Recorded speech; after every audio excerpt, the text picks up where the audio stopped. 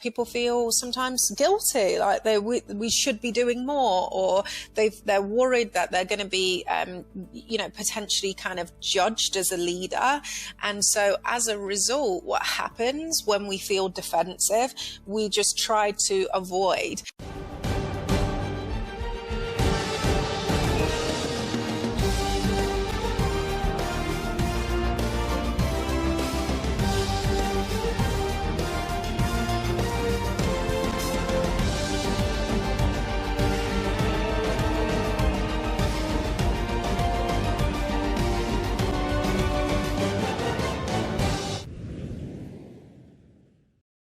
Hi, Ginnette. Thank you so much for joining us.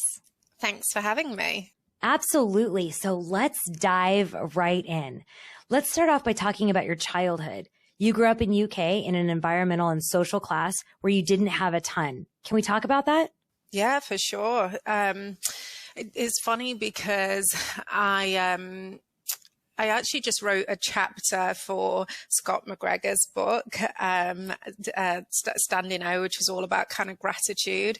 And so it was the first time that I really reflected on this, I think in real detail, the fact that growing up with very little, so, kind of broken home, quite a lot of sort of disruption, I would say, definitely lower socioeconomic class, sort of fighting for everything, and very little in terms of kind of role models. It's only recently, as I was kind of reflecting as I was writing that chapter, that I've so much to be grateful for in terms of crediting that with where I am today. I think just this idea of you make your own, you make your own fortune, you make your own sort of success, that became so innate in me from such a young age. I think that was in part due to kind of having to go without as a child. So that's amazing. And I don't know how much you know about me, but I had a very similar experience where we just didn't have a lot. And I look back on the grit and tenacity and the move forward and the purpose.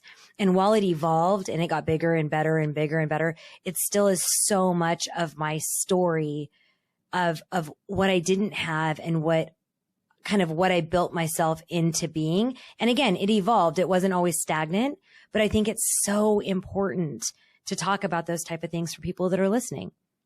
Yeah. And, it's interesting because it's only in the last year that I've actually even shared that as part of my story.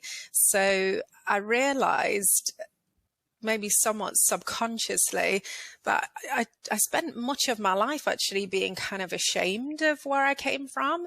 I didn't want people to know that I grew up with nothing. And so the more successful that I became, when other people would sort of talk about their upbringing and all the privilege that they had, it almost made me I didn't want anyone to ask me about myself.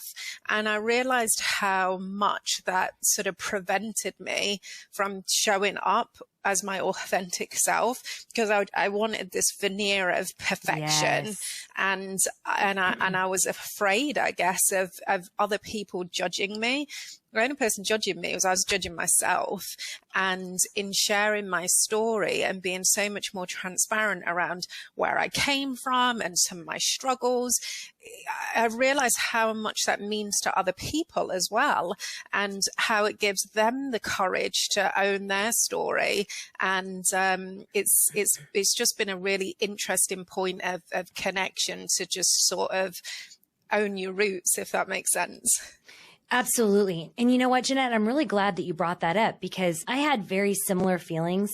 I remember back in college, I remember when people would go home for the holiday, or I remember when, there was parent weekend, like it almost looked like this little fairy tale, like creeped onto campus. And I didn't have any of that.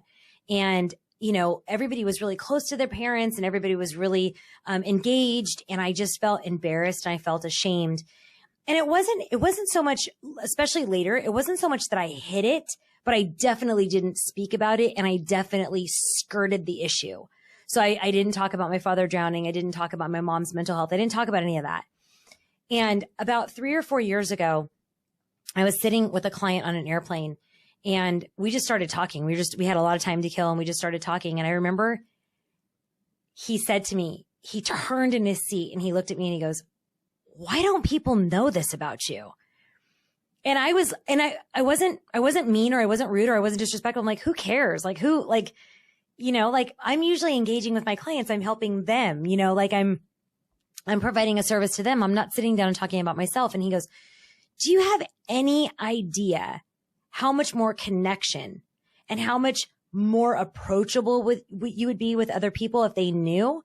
And I was like, really? And at this point for me, it's outdated, married, children, kind of moved on, and he was like, Steph, tell your story.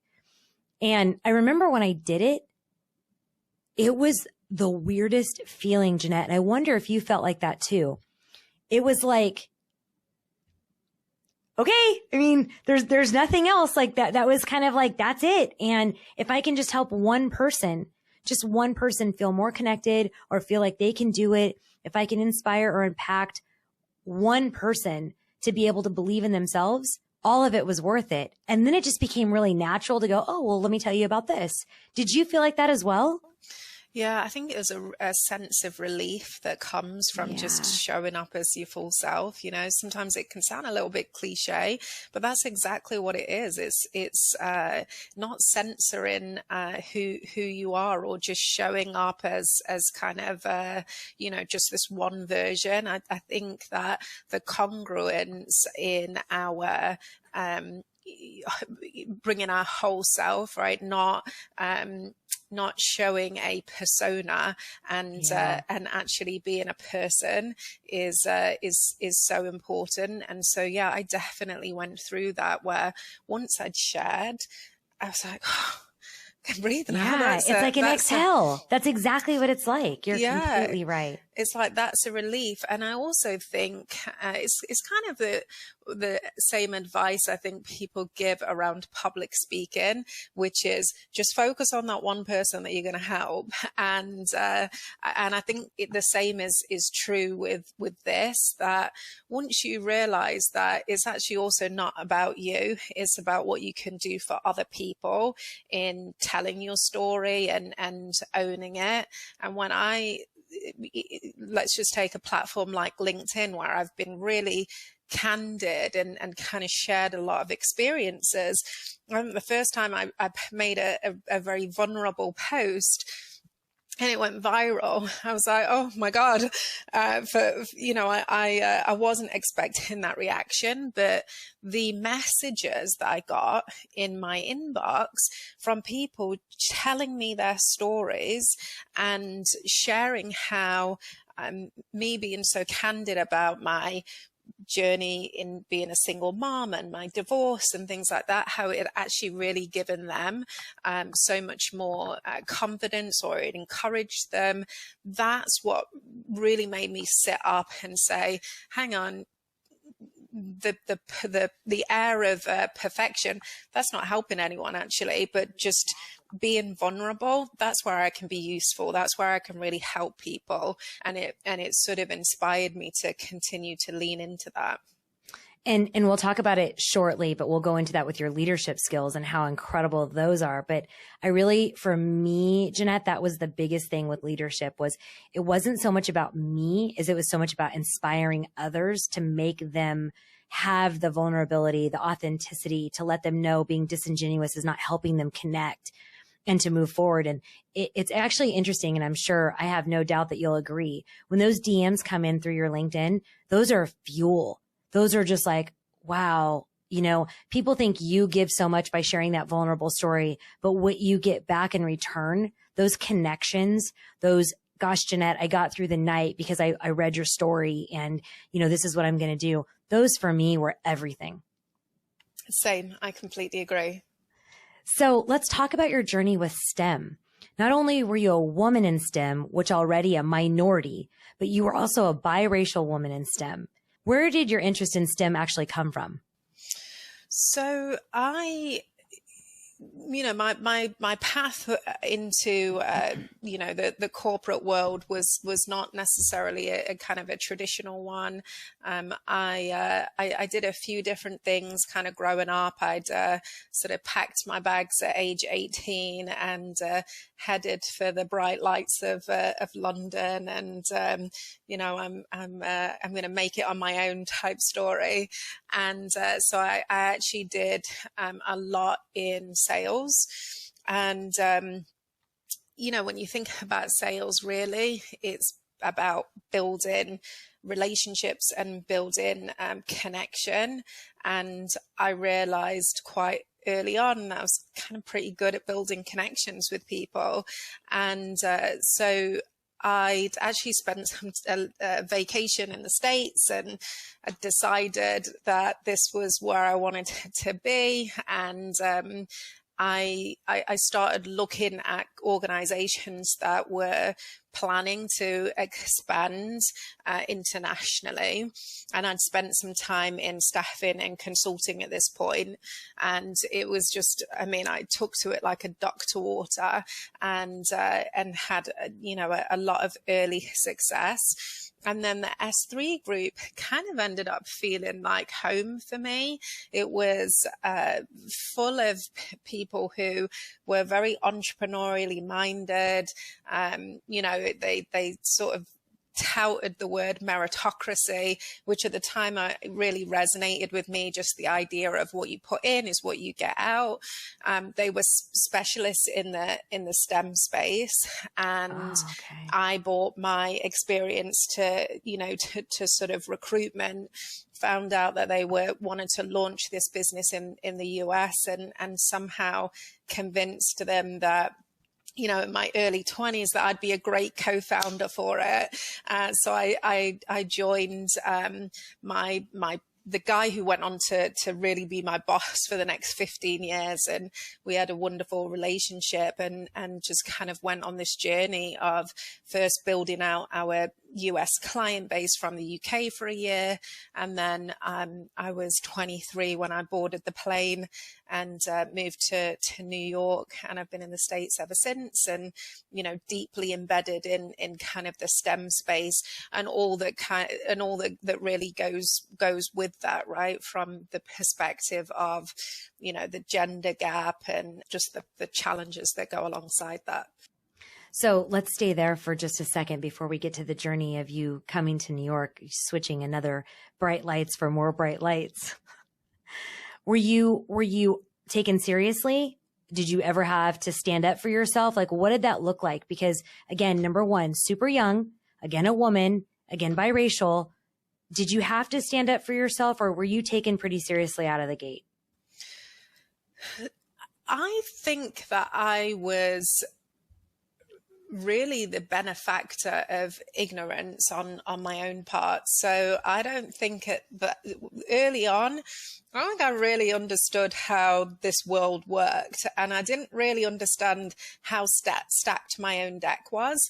And so in a lot of ways, I think that was actually really helpful, because I just came in and knew the stuff that I was really good at. And when I look back on it and I think about some of my big pictures and like winning clients that would go on to be worth millions and millions of dollars, perhaps they did look at this young girl coming through the door and thinking, what's she going to do for us? But because I actually didn't have at that stage imposter syndrome, or I just was kind of, that actually came later for me. It was almost like the further I climbed and the more aware I became, the more those sorts of issues kind of crept in.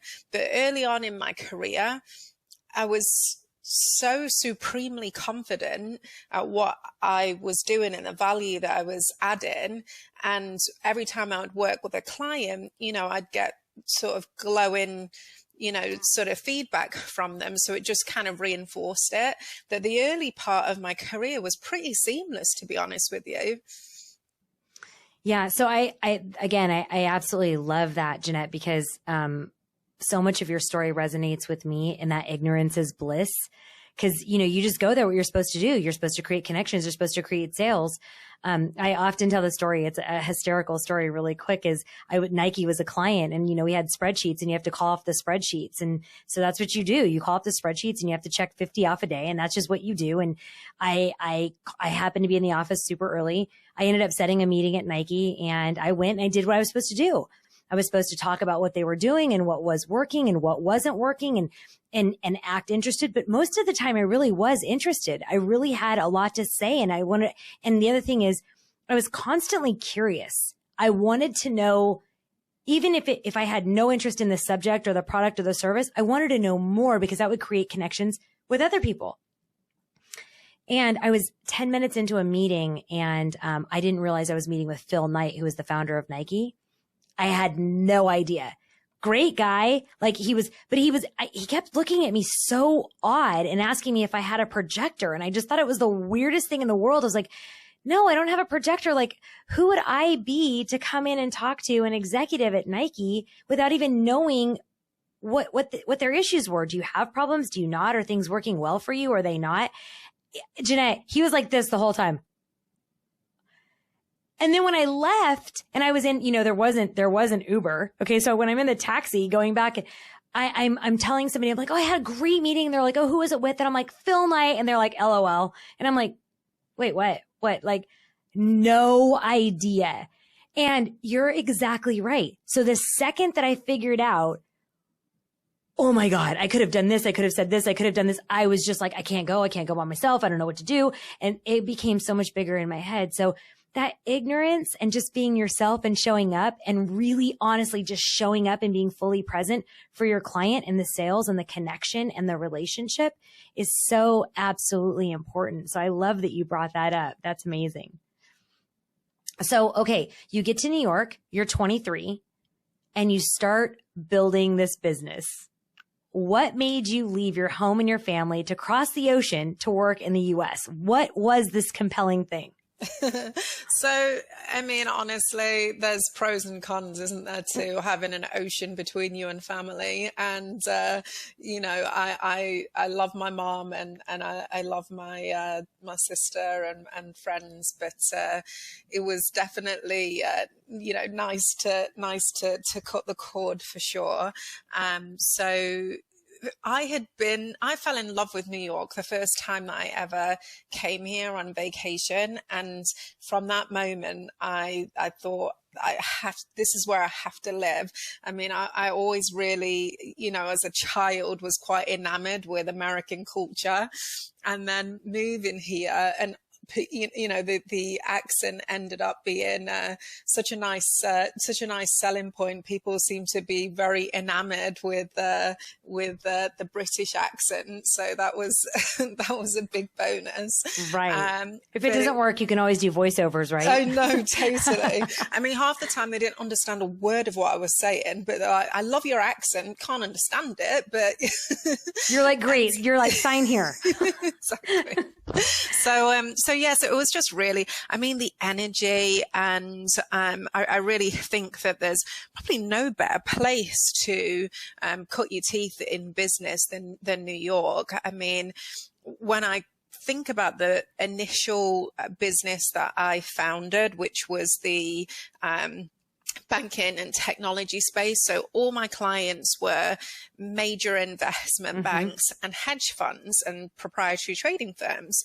I mean, there's not very many sort of sharper individuals that you're going to be showing up and kind of meeting and delivering. And, they don't suffer fools gladly. And that was perfect. That was great. It was exactly the tempo that I wanted. And so I sort of feel that teed me up so nicely for the things that I then went on to do, because I mean, if you can succeed with that particular client base and succeed, really set yourself apart, you can do anything. Right. I mean, that you absolutely, like, that's completely correct. If you can make it in New York, if you can make it in fin and tech, and if you can do it at such a young age, it's all downhill from there, my friend. That's right. So you started an office and there was what, 4 or 5 people in the office? Yeah. How was that? Talk to me about that. Like, talk to me about setting up this office. You're in a brand new country. You are setting up a brand new business. What are some of the things that you were feeling as you were doing this? When I look back to that time, it was honestly the most enjoyable and exciting time of my life. So I just was speaking to my former boss, who ended up leaving S3 right around the same time as me. And so we were just reminiscing the other day on the phone and saying, God, we never really realized how good we had it during that first year. I mean, it's nice that we got to almost experience being entrepreneurs without our own checkbooks being on the line, because, you know, we really had very little support from the center in the UK. It was kind of, you guys figure it out. And so that's exactly what we did. And it was just an adventure, and it was just a ton of fun, and genuinely one of the, not just the most enjoyable experiences of my life, but also very formative. You know, during that first year and subsequent to that, I ended up growing up with the company, if that makes sense. So I went from being this, you know, over enthusiastic, young woman, right, who was really thirsty for success, to, you know, really transitioning into a senior executive leader, and kind of all the growth and the growing up that goes with that sort of transition. So Ginnette, that's really, really important. And so I want to touch on this for a minute. So, you know, we've talked about this a little bit. I coach a lot of executives, and a lot of times in coaching executives, we talk about what their fears are and what their challenges are, what they're having problems with their team, or maybe what their senior leadership is. And I want to touch on what you said, because I mean, I feel this so deeply, like when you're talking about New York and the hustle and the bustle of the city, and you're like, yeah, let's go, to kind of, you know, really kind of evolving into a thought leader, evolving into not really being able to be so incredibly enthusiastic, but really having to take a step back and see not only how you're seen, but what are your leadership skills? How are you coming across? How are you developing others? Okay. So one of the things that we touch on a lot is getting that next level to get to executive ready. Okay. And so we talk about presence a ton. So executive presence, what does that look like? And I got this really interesting question, so I'd love to hear your take on it. So, I've read a lot about you, and I've read a lot about your leadership skills and how deeply connected you are to people. Do you think that coaching a woman into leadership is different than coaching a man into leadership, and why? That's an interesting question, and I guess I'd follow it up with a question. So when you say into leadership, right? Because there's two different things, right? There's women who are actually very reluctant to take a step into leadership, and then there's women that are in leadership, and their development journey is kind of looks very different to men, because they're facing different challenges. So what's the lens of that question? So you just answered it perfectly. So the lens was, it doesn't sound like your vernacular changes very much if it's coaching men or women, as long as the track is the same. The difference for me, and I'll share that with you because I think that was a little bit of an unfair question, is they face different challenges. So while I coach them on the same skills and the same development tactics, I coach them differently because of the different issues that they will be facing. Yeah. Yeah. And I would say that's 100% accurate. You know, the challenges for a woman coming through leadership, I think, tend to be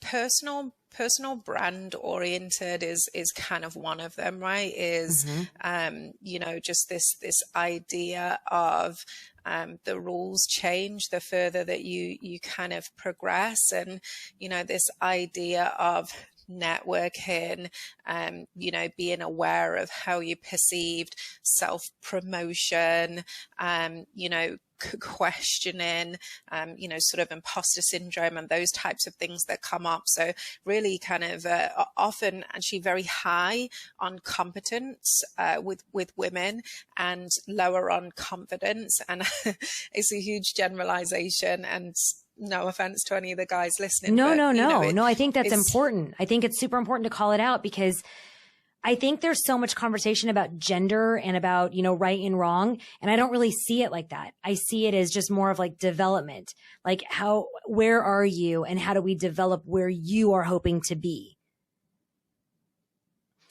So while you're in New York and you're having the time of your life and you're just living large, what was the most difficult thing that happened for you in the first 3 or 4 years? In the first 3 or 4 years, I would say I had to step into leadership faster than I probably wanted to be honest. I remember it was kind of a year in, and when I say leadership, I mean, there was a few people that I onboarded them and I was kind of training them, but I was very much focused on the client side and bringing in revenue. And I was really enjoying that. And, my boss was kind of like, hey, we came out here to grow a business, right? So, I want to build a big team around you, etc. And I was kind of like, I don't know if I really want to kind of do this. And I remember him saying to me, what are you going to do? You're going to be a salesperson for the rest of your life? And after he said that, it kind of really got my back up. And right, you're like, wait, what? I'll be a sales leader then. Yeah. And so there was just a lot of rapid growth. And kind of one of the challenges that I'm supporting a few companies with right now in recruitment is this idea of when people are really good salespeople, and then you throw them into leadership, you've got to invest in them and you've got to develop their leadership skills, because being great at sales and being great at leadership are kind of two totally different things. And so early on, I mean, I feel so sorry for some of the first people that I really do, because I had super high standards, and I was very demanding as a leader. Fortunately, the first guy I ever hired is one of my best friends now, so it wasn't too bad. But it was challenging, right? It was just understanding leadership, but also who I was as a leader. And, I would say one of the things for me is I don't get everything right, but I do have humility. And I actually think that humility really served me quite well, because I didn't think that I knew it all, and I knew that I needed to develop, and there was definitely a certain level of immaturity in my initial leadership style. But I was happy and ready to kind of put in the work. And because I put in the work very, very early on, when I then look at the succession that I created within S3, I mean, I created so many other great leaders, which I think is the mark of a good leader, right? Is That's exactly right. Can you create other leaders? But it was a journey, and it was definitely a challenge to kind of get to that stage. Ginnette, you said in one interview that people tend to underestimate the value of role modeling the job, meaning really showing people how to do a certain job instead of just telling them. Tell me what that looks like. Yeah, so I was really conscious as I was building this business that particularly in the early days, you need a role model, and you need somebody who can show you, not just tell you. And that's for a number of different reasons, like one, from a learning perspective, and two, from the point of inspiring people, right? So I never wanted to build a business where it was purely an academic exercise, and people actually maybe even really questioned, do you even know how to do this? So I was really conscious that as much coaching as I could do, I'll do a lot of this on the job, right? So if I'm going to go and do a client pitch, I'm going to bring you with me, and it might go well and it might not go well. And either way, we're both going to learn from this. And I think that's one of the things I've noticed with emerging leaders. They don't want to be vulnerable in front of their team. They don't want to put themselves in positions where they might potentially fail. Whereas for me, very early on, I realized that if I can show my team that it's actually okay to fail and it's not going to be success every single time, they're not going to be afraid to fail either. And that is how you learn to be good at this job. So that was a huge part for me of kind of role modeling, is like, let's see how it goes together. And me being vulnerable, I think allowed them to do the same. So I think you touched on, for me, there's pillars in leadership and there's pillars in how you build your business. And you nailed two of the three pillars for me. And that was, humility being number one and vulnerability being number two. And you'd already spoken about being authentic as you showed up when we were talking about our childhood. I cannot stress enough to our listeners, vulnerability and humility are the style of great leaders. In order for you to create an amazing, amazing leader, you have to show people who you are. And you also have to show them how to flip the failure. So yes, we failed, but look at what we learned. I know I've always said, fail fast. It's okay to fail fast and over and over and over again, because it creates connection around people seeing that you're vulnerable, you did it, you got back up. And now look, like you said, the succession plan. Look at those leaders that came in and learned from your amazing skill set. And that was all because you lifted them up, Ginnette. Thank you. That's a really nice way of putting it. Yeah, absolutely. So can we talk about going from S3 to Harper Gray and like just the overall, how did you jump from kind of career to entrepreneurship? Yeah, so it's a recent transition. So my journey at S3, by the time I jumped off the boat, we'd grew that business to 300 million. And so it was, it started off with a few of us in a room. And by the time I left, there was 500 of us. And, we had offices in 6-7 different locations. I sat on the board of the company. I was running the P&L for our largest brand, our life science brand, 100 million. And I'd learned so much, in, as I said, just really growing into that senior leadership role. And I got very comfortable. So, and in a way that I could justify it to myself, right? Because the company was, we had so many ambitious goals, and it wasn't like we were kind of staying stagnant. And I loved my team, and I loved the personal evolution that I was still continuing to go through within the company. So I could almost kid myself in a lot of ways and say, well, stay here, and, you can keep growing. But I knew that I needed to do something that just brought me right back to a place of the beginning. And I'm an entrepreneur at heart, and the business that we were now running it wasn't entrepreneurship, right? We were a big corporate, and that gave me this whole different set of skills.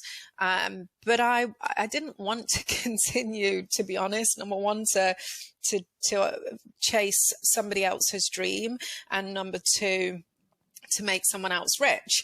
And so I had this idea that was kind of brewing around, just the inequities in the talent space. And, I'd been working in STEM for so long for many different reasons. There was this big flashlight on diversity, equity, and inclusion.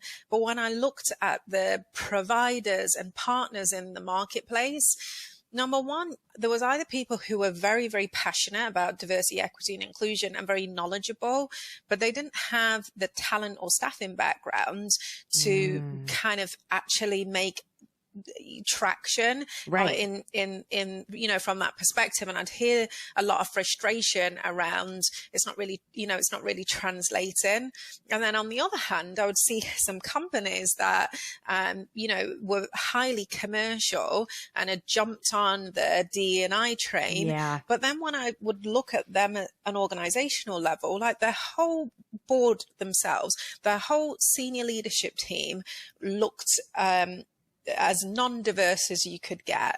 And so to me, that's just sort of capitalizing.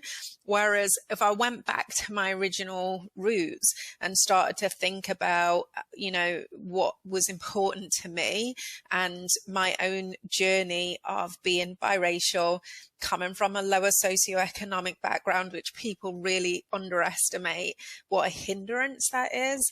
And then obviously being a woman, all of these different things, I thought I can't make a difference authentically to these things at S3.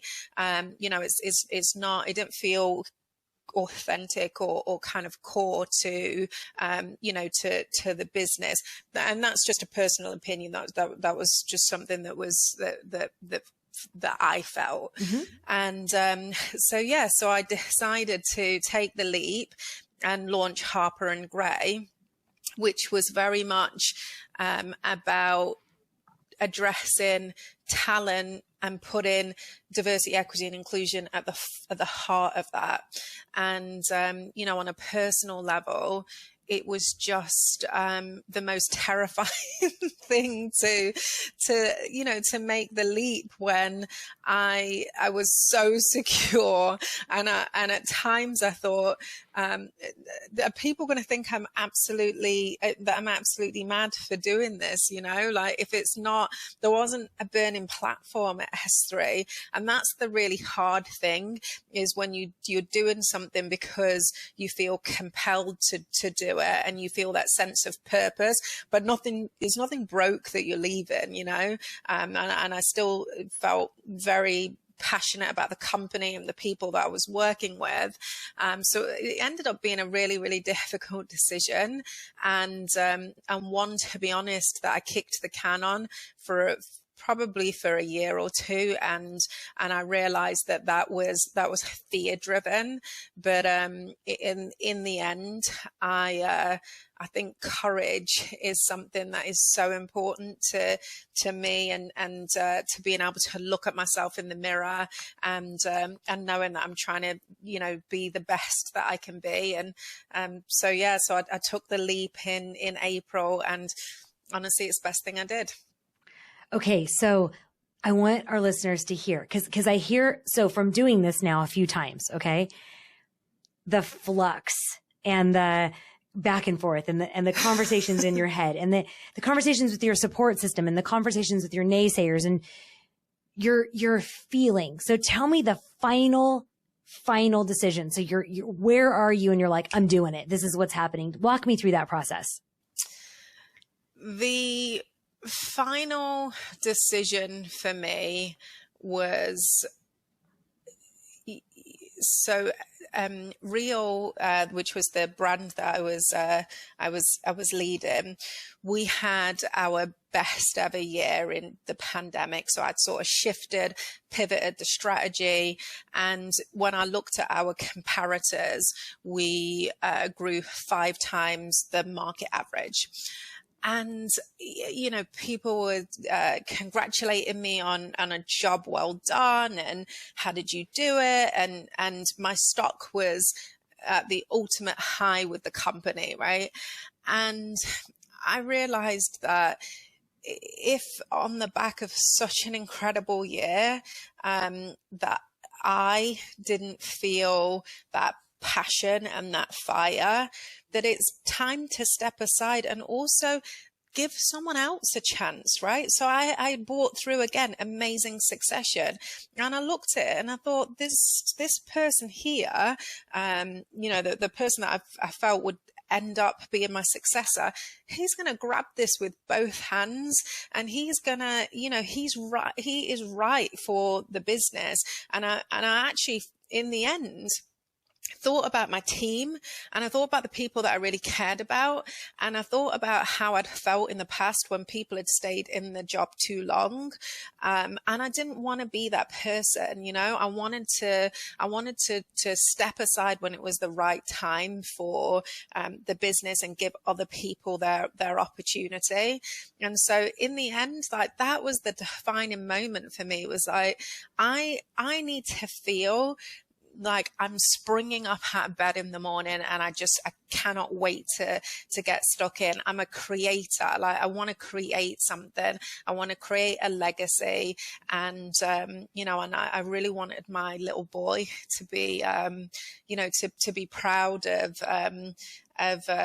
whatever it is that I kind of created. And I would often talk to him about my, ambitions and dreams, and he'd get so excited. He was like 7 at the time. And I was like, I need to do this. And so that was kind of that final, no turning back, I'm doing it. So, and I want to point out to our listeners, because I say this all the time, a true leader, for me, when I look at leaders, they work themselves out of a job. They're constantly looking at who's next and why are they next. And again, like you said, they spring out of bed. They have passion. They have desire to grow. They have new ideas. They have new thoughts. I think it's just another feather in your hat, just saying, exactly what kind of a leader that you truly are, that you already had a plan in place. And this person's going to be so thankful and have so much gratitude for grabbing this and just running with it. I just think that's absolutely amazing that you allowed that opportunity for that person. So that's incredible. Thank you. So I want to talk about Harper and Gray, and I want to talk about what couple, 1 or 2 key differentiators sets them apart from different recruiting agencies. Well, first, I think this focus on the authentic focus around diversity, equity, and inclusion from the top down. So the retained search part of my business really enables companies to look at their D&I challenges from a top-down approach, right? So many companies, they set out these big goals, and when you look at the progress that they're making, okay, you're hiring these people in at the entry level and the mid-tier of the organization, but change starts at the top. And so if this doesn't look different at a board and senior leadership level, then we're not going to get very far. And so that's is number one for me, is working with companies on leadership positions and looking to kind of change the landscape at the top.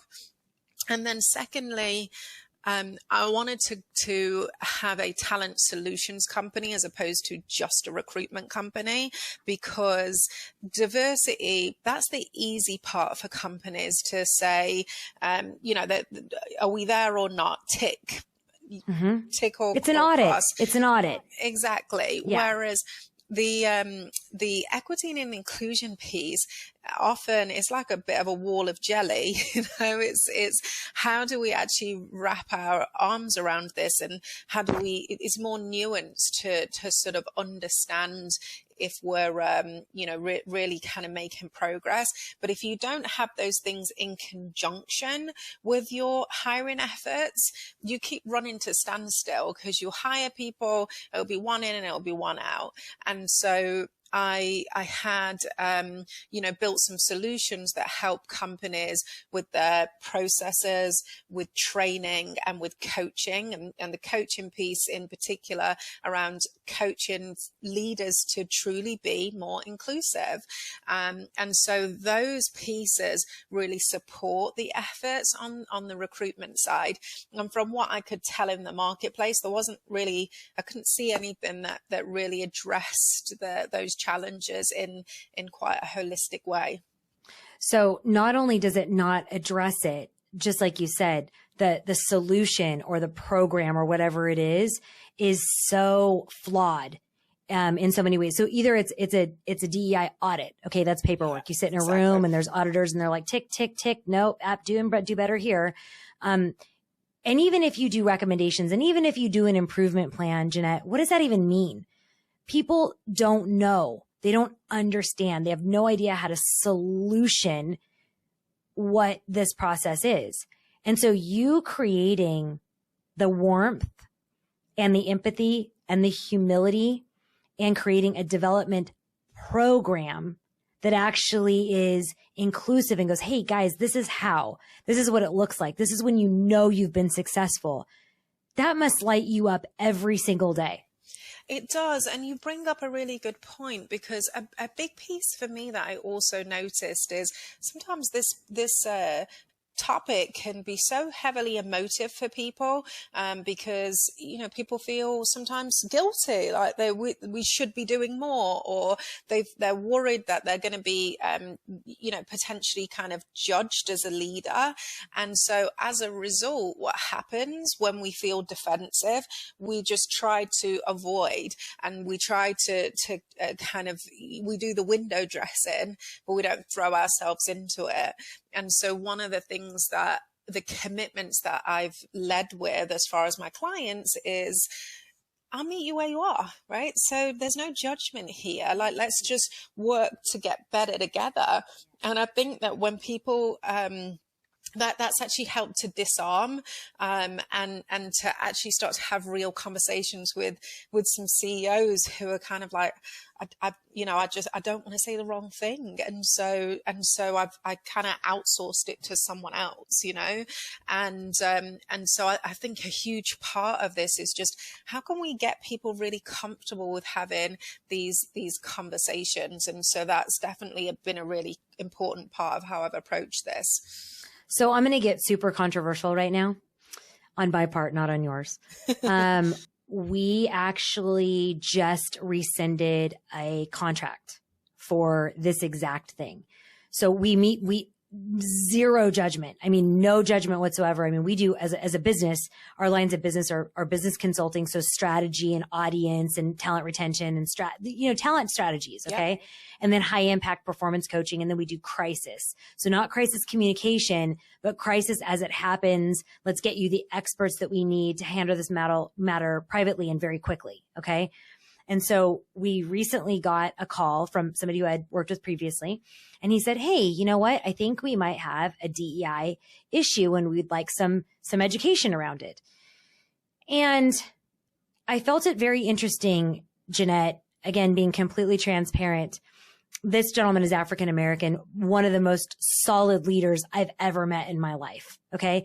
I mean, just such a versed listener, just very kind, is not gun shy. He will literally go, okay, let's talk through that. Like, he's very engaging. He never loses eye contact. Let's fix this. Let's get to where we get a good solution. And he sets up this meeting about diversity, equity, inclusion. And 4 40-year-old Caucasian people come to the meeting. And fine. Again, I'm not going to judge anything. That's completely fine. Thank you for wanting to make a change. And so we have this conversation, and actually, it's funny because I got the feedback that I was very enthusiastic, which doesn't happen very often. Generally, it's like, are you there, Steph? And Ginnette, we were talking about, what are they currently doing? How do they know they're not doing well? Like, I don't want to look at the data. I want to just talk to you. I want eye to eye contact. What do you want to do more of? What do you want to do less of? What are you hearing? How are you feeling? How are the people of color, or how are this underserved ethnicities, how are they showing up? What's happening? What's coming? They were blank. And so I was like, oh gosh, okay, let me ask a question a different way. And so I showed up and I asked it in a different way. And so finally I thought, you know what? I overestimated this meeting. I'm going to take a step even further back. And what I'm going to do is I'm going to ask HR for some data. Cause clearly I thought we were like here, and we were like, we're not even, so let's just take a step back. So I asked for data, scrubbed, washed. I didn't need to know very much. I just wanted to know kind of where we were, and they wouldn't give the data. And so I said, okay, so I guess I'm really concerned. Like, what am I why am I what here? do you want me to do? Yeah. I'm like, hi. I'm like, well, what did you want me? And they're like, well, we just want to know what you would do. And I'm like, well, but it's not about my measurement of success. It's about your measurement of success. So what will you believe would be creating, you know, what's a successful program? And they're like, oh, we didn't say we were creating a program. We just wanted information. And then, you know, of course, you find out a little bit later, there's lawsuits. You find out later that there is, you know, a lot of hurt and sadness and inequality. And I go, you know, I can't leave them with that. I'm going to actually reach back out. And they said, thank you, but no thank you. We've hired a team of diversity experts. Again, 40 years old, Caucasian. I know, and you know what they said? you know what they said? They said, there's women. Well, I mean, this is just a whole other conversation, right? Yeah. You know, it's really interesting on two levels. Number one is, there is a lot of frustration right now coming from, quote unquote diversity experts that are being hired into organizations because they're coming in passionate and ready to make a difference. And then they're realizing within a couple of months that they're there for window dressing. They've got no budget. They've got no executive decision making powers. You know, it's not it's not a job that's designed to create change. It's a job that's there to say, this is what we're doing. And then secondly, I actually, I'm just about to publish an article on this. The biggest benefactors of diversity, equity, and inclusion initiatives right now are white women. And so it's sort of the closest thing to the status quo. And don't get me wrong, I'm such a fierce advocate of women in the workplace, but it's, you know, when you're looking at these numbers and you see that, you know, white women are taking 20-30% step forward in terms of board seats. And then let's take African American men have actually lost board seats in terms of like how that's kind of shaking out on a percentile basis, and we're still single digits. It's sort of, you know, we got a lot of work to do, and we've got work to do in a way that is, let's not just keep defaulting to, let's do a little bit of change, the change that's most comfortable to us, right? So what's closest to you know, the white man that's still dominating about 80% of these seats. Okay, let's get more white women in. Like, I mean, come on, we can do better than that. We can do better. And again, Ginnette, the thing is for me is when we were doing this, I remember this was my parting, I guess, remark that they made. When I tried to get him back to the table, he said, well, what would you do if we handed you this? And he gave me some data. And I said, well, I would want to find out what your measurement of success was. I go, so normally here's how it works. And I kind of gave him, you know, this would take 6 to 8 weeks. The personal interviews are kind of something like this. I would bring in an amazing consultant and company that only does this to really meet on like intrinsic detail and value for you and for your company. And I said, and they would make recommendations on exactly how this would play out. And he sat back and he goes, recommendations? I don't want recommendations. Is it in writing? And he goes, if it's in writing, they're going to expect us to do something. And I said, you know what? Thank you so much for your time. And I got off, I took a deep breath, and I rescinded the contract. And it's the very first time I've ever done something like that. But I thought, I don't want to be window dressing for such an incredibly important movement. I want to be part of the solution. I don't want to be part of the noise. And I bet honestly that in rescinding the contract that you felt nothing but relief when you did that. I felt like I actually just moved right back into an alignment. Yeah. Yes. Yeah, that's crazy. So before we close, I just want to talk to you about your own personal leadership style. What does it look like to lead with empathy and kindness? To me, it's the only way to lead. And for quite a long time, I almost think people think about leading with empathy and kindness was like this very feminine trait. I remember hosting a leadership event about a year or so ago at S3, and I had my extended leadership team, which was actually male dominated. And so we were talking about leadership characteristics and what was important. And I brought up empathy and kindness, and it was, I think they thought I'd lost my mind for a second. And, the question that they asked me at the time is, how can we hold people accountable, right? Like, how can we have a culture of accountability if we're leading with empathy and kindness? And to me, that was really the heart of everything there, is that actually these things are not mutually exclusive, right? So you can have performance standards, you can hold people accountable, but you can do it with empathy and you can do it with kindness.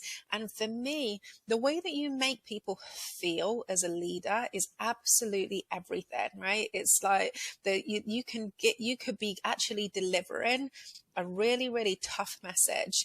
I have had to fire people before because it's just is not the right role for them. But guess what? I'm going to treat them with dignity. I'm going to have empathy for their situation, and I am going to treat them with kindness. And it's that stays with people. I have fired people, and I'm actually amazingly good friends with them, right? Because of how I've handled that and sort of and how the position that I've left them in. And so I think if more people could just sort of understand that if everything that we do, we just think first and foremost, how can I lead with kindness in this moment? That's an amazing currency, and you get so much as a leader from employing that style authentically, right? It's got to come from a place of authenticity. Absolutely. So stick with me for a second. So you have no budget. You have no full-time employee count. You have nothing. Okay. And you go into Starbucks and you're waiting for your coffee. What do you meet there? What kind of a person do you meet that you go, stop everything, I'm creating a position? What does this person show up with? What does this person show you that you're like, I have to have you on my team? So the connection, authenticity, drive and grit and passion, those are the things that get me up out of bed and is like so fundamental to my core. And it's always nice to be around people that bring something a little different to you, but the sort of fundamental character traits. I value uniqueness and kind of creativity, but at your core, you've got to be gritty, you've got to be passionate, you've got to be driven, and you've got to be humble and kind. Amazing. What were some of the challenges that you faced in moving into entrepreneurship? The challenges that I've faced in moving into entrepreneurship is, well, I would say life doesn't come at you with a perfect sort of timetable. So I am in my late 30s and sort of, to be honest, kind of given up on the idea at this point of being a mum again. I've got an amazing little boy, and then just as I was about to take this leap and quit my job, I actually discovered I was going to be a mum again. And congratulations. Thank you. That's awesome. So the biggest challenge for me, I mean, again, a little pivot point. I'm just about to hand in my notice. The easy route here was clearly to stay in corporate America, having some nice, a comfortable maternity leave. But I decided to choose what I think looks like the harder route, but in the end, I think the reward is going to be higher. And so, yeah, just balancing, pregnancy and being an entrepreneur, quietly growing a life inside me and also growing this business has thrown me a little bit of a curveball. But it's, I wouldn't change a thing about it. And, this is by far going to be the year 2021 where I feel like I've done the impossible. I've launched this business and actually gone through a pretty challenging pregnancy and the lights at the end of the tunnel. That's amazing. Thank you so much for sharing that. Ginnette, our last question is, and the show is all about obstacles and opportunities. What's the biggest obstacle that you've gone through that's turned into an opportunity? The biggest obstacle is resources, is coming into my my career with just a lack of resources and in a lot of ways a lack of knowledge and mentors. And I think I'm just really proud of the sort of the ability to kind of create a structure and a network and to tap into resources that I just didn't know existed. And, my advice to any kind of listeners out there is it really is not what you start with, it's what you make of it. And we've all got it within ourselves and all got the power to make something of nothing, right? As long as we've got the right mentality and we're prepared to work hard and get after it.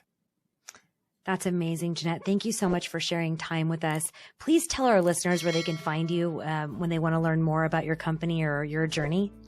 Yeah, for sure. So I live on LinkedIn, so you can definitely connect with me on LinkedIn, and then also through the company website, which is harperandgray.com.